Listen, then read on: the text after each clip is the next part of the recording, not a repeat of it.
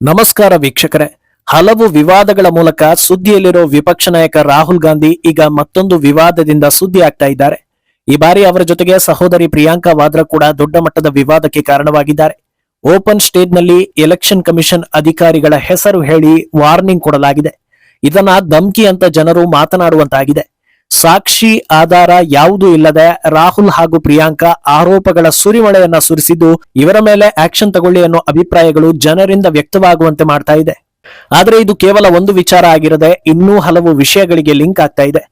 ಇದರ ಹಿಂದೆ ಒಂದು ದೊಡ್ಡ ಪ್ರೊಪಾಗಾಂಡ ಇದ್ದು ಭಾರತೀಯ ಕಾನೂನು ವ್ಯವಸ್ಥೆಯನ್ನೇ ತಪ್ಪಿತಸ್ಥ ಸ್ಥಾನದಲ್ಲಿ ನಿಲ್ಲಿಸೋ ಹುನ್ನಾರ ಇದೆಯಾ ಅನ್ನೋ ಚರ್ಚೆ ಶುರುವಾಗಿದೆ. ಇದೆಲ್ಲವನ್ನ ಒನ್ ಬೈ ಒನ್ ವಿವರಿಸ್ತಾ ಹೋಗ್ತೀವಿ. ಈ ವಿಡಿಯೋವನ್ನ ತಪ್ಪದೆ ಕೊನೆ ತನಕ ನೋಡಿ. ಅದಕ್ಕೂ ಮುನ್ನ ಮೀಡಿಯಾ ಮಾನ್ಸ್ಟರ್ ಚಾನಲ್ ನ ತಪ್ಪದೆ ಸಬ್ಸ್ಕ್ರೈಬ್ ಮಾಡಿ. 140 ಕೋಟಿ ಜನಸಂಖ್ಯೆ ಇರೋ ಭಾರತದಲ್ಲಿ ಜನರನ್ನ ಸರಿದಾರಿಗೆ ತರುವುದಕ್ಕಿಂತ ದಿಕ್ಕು ತಪ್ಪಿಸೋದು ಈಸಿ ಅನ್ನೋದು ರಾಜಕೀಯ ನಾಯಕರಿಗೆ ಗೊತ್ತಿದೆ. ನಮ್ಮ ದೇಶದ ಜನರು ಯಾವ ವಿಚಾರದಲ್ಲಿ ಹಿಂದೆ ಬಿದ್ದಿದ್ದಾರೆ ಅಂದ್ರೆ, ಒಂದು ವಿಷಯವನ್ನ ಯಾರಾದ್ರೂ ಹೇಳಿದ್ರೆ ಅದರ ಬಗ್ಗೆ ಪೂರ್ತಿ ವಿಷಯವನ್ನ ತಿಳಿದುಕೊಳ್ಳೋದ್ರಲ್ಲಿ.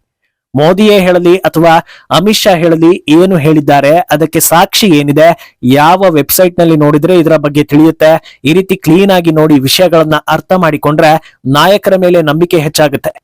ಇದೇ ಕೆಲಸ ಎಲ್ಲಾ ನಾಯಕರ ವಿಷಯದಲ್ಲೂ ಆಗ್ಬೇಕು. ಸದ್ಯ ಈಗ ಇದೇ ರೀತಿ ಸಾಕಷ್ಟು ವಿಚಾರಗಳನ್ನ ಜನರ ಮುಂದೆ ಬಿಚ್ಚಿಡ್ತಾ ಇರೋದು ರಾಹುಲ್ ಗಾಂಧಿ. ಆದ್ರೆ ರಾಹುಲ್ ಆರೋಪಗಳಿಗೆ ಆಧಾರ ಹಾಗೂ ಸಾಕ್ಷಿಯ ಕೊರತೆ ಇರುತ್ತೆ ಅನ್ನೋದು ಈಗ ಹಳೆಯ ವಿಚಾರ. ಆದ್ರೂ ಮತ್ತದೇ ಹಳೆ ಅಸ್ತ್ರಗಳನ್ನ ಪ್ರಯೋಗ ಮಾಡ್ತಾ ಇರೋ ರಾಹುಲ್ ಎಲೆಕ್ಷನ್ ಕಮಿಷನ್ ವಿರುದ್ಧ ಆರೋಪವನ್ನ ಮುಂದುವರಿಸಿದ್ದಾರೆ. ಇನ್ನೊಂದು ಹಂತಕ್ಕೆ ಹೋಗಿ ಅಧಿಕಾರಿಗಳ ಹೆಸರನ್ನ ಹೇಳಿ ವಾರ್ನಿಂಗ್ ಕೊಟ್ಟಿದ್ದಾರೆ.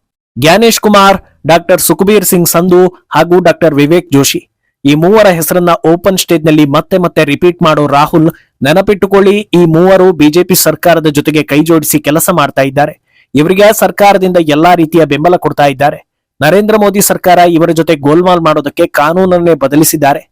ಎಲೆಕ್ಷನ್ ಕಮಿಷನ್ ಕಂಪ್ಲೀಟ್ ಆಗಿ ಬಿಜೆಪಿಗಾಗಿ ಕೆಲಸ ಮಾಡ್ತಾ ಇದೆ.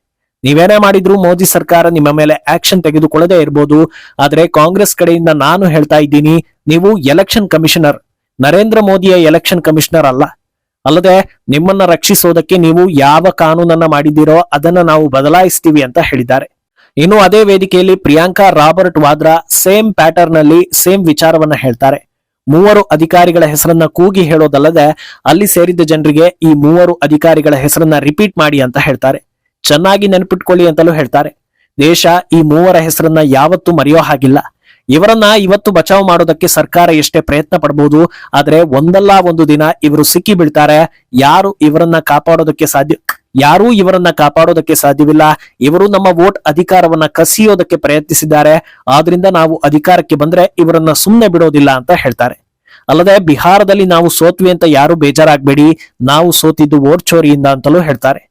ಇಲ್ಲಿ ಆತಂಕದ ವಿಷಯ ಏನಂದ್ರೆ, ಗಾಂಧಿ ಫ್ಯಾಮಿಲಿ ನಾಯಕರು ಈ ಮೂವರು ಅಧಿಕಾರಿಗಳಿಗೆ ಧಮ್ಕಿ ಹಾಕಿರೋದು. ಸಮಾಧಾನಕರ ವಿಷಯ ಅಂದ್ರೆ ಕಾಂಗ್ರೆಸ್ ಅಧಿಕಾರಕ್ಕೆ ಬಂದಾಗ ಮಾತ್ರ ಅಪಾಯ ಅಂತ ಜನರು ಮಾತಾಡ್ತಾ ಇದ್ದಾರೆ. ಸರಿ, ಹಾಗಾದ್ರೆ ಅಧಿಕಾರಿಗಳ ಹೆಸರನ್ನ ಬಹಿರಂಗವಾಗಿ ಹೇಳೋದೇ ತಪ್ಪ? ಯಾಕೆ ಅಣ್ಣ ತಂಗಿ ಮಾತುಗಳು ವಿವಾದ ಆಗ್ತಾ ಇದೆ ಅನ್ನೋ ಪ್ರಶ್ನೆ ನಿಮ್ಮಲ್ಲಿ ಬರಬಹುದು. ವಿವಾದಕ್ಕೆ ಕಾರಣ ಏನಂದ್ರೆ, ವೋಟ್ ಚೋರಿ ಆರೋಪವೇ ಇನ್ನೂ ಸಾಬೀತಾಗಿಲ್ಲ, ಸುಳ್ಳು ಅಂತ ಅನ್ನಿಸ್ಕೊಂಡಿದೆ. ರಾಹುಲ್ ಗಾಂಧಿ ನಡೆಸಿದ ಅಷ್ಟೂ ಪ್ರೆಸ್ ಮೀಟ್ ಗಳಲ್ಲಿ ಅವರು ತೋರಿಸಿದ್ದ ವಿಷಯಗಳೆಲ್ಲ ಸುಳ್ಳು ಅನ್ನೋದನ್ನ ಎಲೆಕ್ಷನ್ ಕಮಿಷನ್ ಸಾಕ್ಷಿ ಆಧಾರದ ಸಮೇತ ಪ್ರೂವ್ ಮಾಡಿದೆ. ಜ್ಞಾನೇಶ್ ಕುಮಾರ್ ಆಗ್ಲಿ ಅಥವಾ ಉಳಿದ ಅಧಿಕಾರಿಗಳು ಡಾಕ್ಟರ್ ಅಂಬೇಡ್ಕರ್ ಅವರ ಸಂವಿಧಾನ ಏನನ್ನ ಹೇಳಿದೆಯೋ ಅದಕ್ಕೆ ಪೂರಕವಾಗಿ, ಅದಕ್ಕೆ ಅನುಗುಣವಾಗಿ ಕೆಲಸ ಮಾಡಿದ್ದಾರೆ. ಇದನ್ನ ಹೊರತಾಗಿ ಬೇರೇನೂ ನಡೆದಿರೋದಕ್ಕೆ ಸಾಕ್ಷಿಗಳೇ ಇಲ್ಲ. ಈ ರೀತಿ ಯಾವ ಆಧಾರವೂ ಇಲ್ಲದೆ ಮೂವರು ಅಧಿಕಾರಿಗಳ ಹೆಸರನ್ನ ಜನರ ಮುಂದೆ ಹೇಳಿ ಅವರನ್ನ ವಿಲನ್ಗಳಂತೆ ತೋರಿಸಿ ಅವರಿಗೆ ಅಪಖ್ಯಾತಿ, ಹೆಸರು ಹಾಳು ಮಾಡೋದಕ್ಕೆ ಅಧಿಕಾರ ಕೊಟ್ಟಿದ್ದು ಯಾರು? ಅದರಿಂದ ಇಂಥ ನಡೆಗಳಿಗೆ ಬ್ರೇಕ್ ಹಾಕೋ ಕೆಲಸ ಆಗ್ಬೇಕು ಅಂತ ಜನಸಾಮಾನ್ಯರು ಹೇಳ್ತಾ ಇದ್ದಾರೆ. ಅಂದ್ಹಾಗೆ ಯಾಕೆ ಆ ಮೂವರ ಹೆಸರನ್ನ ಟಾರ್ಗೆಟ್ ಮಾಡ್ತಾ ಇದ್ದಾರೆ ಅನ್ನೋದಕ್ಕೂ ಒಂದಷ್ಟು ಚರ್ಚೆ ನಡೀತಾ ಇದೆ. ಕಳೆದ ಕೆಲ ದಿನಗಳ ಹಿಂದೆ ಸೆಷನ್ ನಲ್ಲಿ ಸುಮಾರು 1.25 ಗಂಟೆಗಳ ಕಾಲ ಮಾತನಾಡಿದ್ದ ಗೃಹ ಸಚಿವ ಅಮಿತ್ ಶಾ ರಾಹುಲ್ ಹಾಗೂ ಕಾಂಗ್ರೆಸ್ನ ಎಲ್ಲಾ ಆರೋಪಗಳಿಗೂ ದಾಖಲೆ ಸಮೇತ ಉತ್ತರ ನೀಡಿದ್ರು. ಎಸ್ಐಆರ್ ಅಥವಾ ಎಲೆಕ್ಷನ್ ಕಮಿಷನ್ ಕಡೆಯಿಂದ ಯಾವುದೇ ಲೋಪದೋಷ ಆಗಿಲ್ಲ ಅನ್ನೋದನ್ನ ವಿವರಿಸಿದ್ರು. ದೇಶದಲ್ಲಿ ಮೊದಲ ವೋಟ್ ಚೋರಿ ಆಗಿದ್ದು ಯಾವಾಗ, ಎಸ್ಐಆರ್ ಮೊದಲು ನಡೆದಿದ್ದು ಯಾವಾಗ, ಮೊದಲ ಬಾರಿಗೆ ಇವಿಎಂ ಬಂದಿದ್ದು ಯಾವಾಗ, ಇವಿಎಂ ಅನ್ನ ತಂದಿದ್ದು ಯಾರು, ಇವಿಎಂ ತಂದ ಬಳಿಕ ಯಾವ ಪಕ್ಷ ಎಷ್ಟು ಸಲ ಗೆದ್ದಿದೆ, ಹೀಗೆ ಎಲ್ಲವನ್ನೂ ಕೂಡ ದಾಖಲೆ ಸಮೇತ ಪಿನ್ ಟು ಪಿನ್ ಬಿಚ್ಚಿಟ್ಟಿದ್ರು.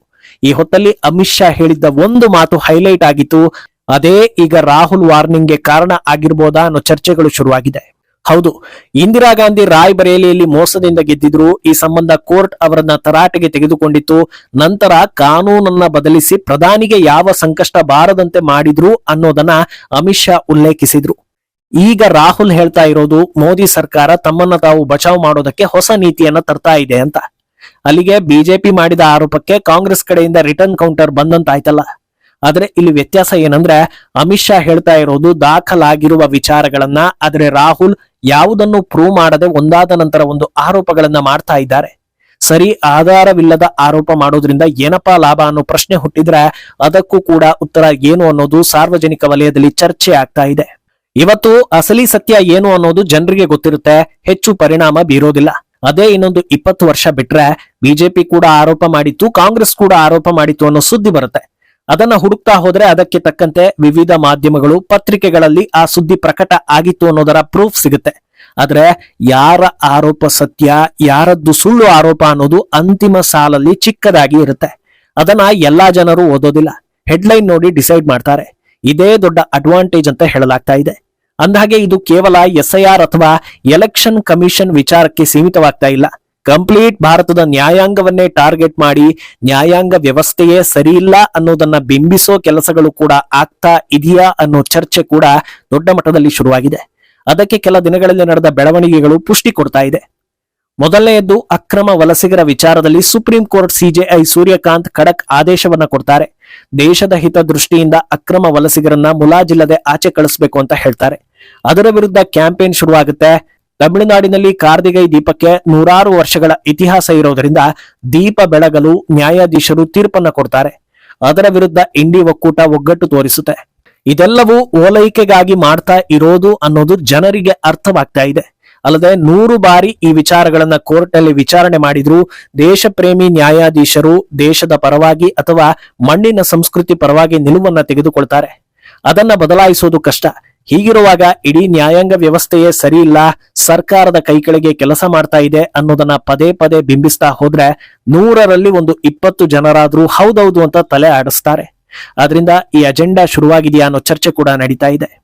ಒಟ್ನಲ್ಲಿ ಏನೇ ಸರ್ಕಸ್ ಮಾಡಿದ್ರು ಹೇಳೋ ವಿಚಾರದಲ್ಲಿ ಸತ್ಯ, ಅದಕ್ಕೆ ಪೂರಕವಾದ ಸಾಕ್ಷಿ ಆಧಾರಗಳು ಇಲ್ಲ ಅಂದ್ರೆ ಹೆಚ್ಚು ದಿನ ಅದನ್ನ ಮುಂದುವರಿಸೋದಕ್ಕೆ ಸಾಧ್ಯವಿಲ್ಲ ಅನ್ನೋದನ್ನ ಇತ್ತೀಚೆಗೆ ನಡೆದ ಎಲ್ಲಾ ಎಲೆಕ್ಷನ್ ಫಲಿತಾಂಶಗಳು ಸ್ಪಷ್ಟವಾಗಿ ತಿಳಿಸಿವೆ.